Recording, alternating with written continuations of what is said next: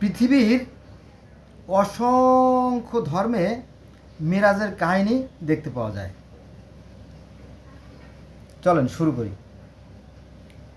1 নম্বরে সনাতন ধর্মে মিরাজ। সনাতন ধর্মে প্রায়ই যারা পুরোহিত ধর্মগুরু তারা প্রায় স্বর্গে যেতেন ঈশ্বরের সাথে দেখা সাক্ষাৎ করার জন্য। বৌদ্ধ ধর্মেও গৌতম বুদ্ধ তার মাতা মহামা দেবীকে দেখার জন্য স্বর্গরাজ্যে গিয়েছিলেন।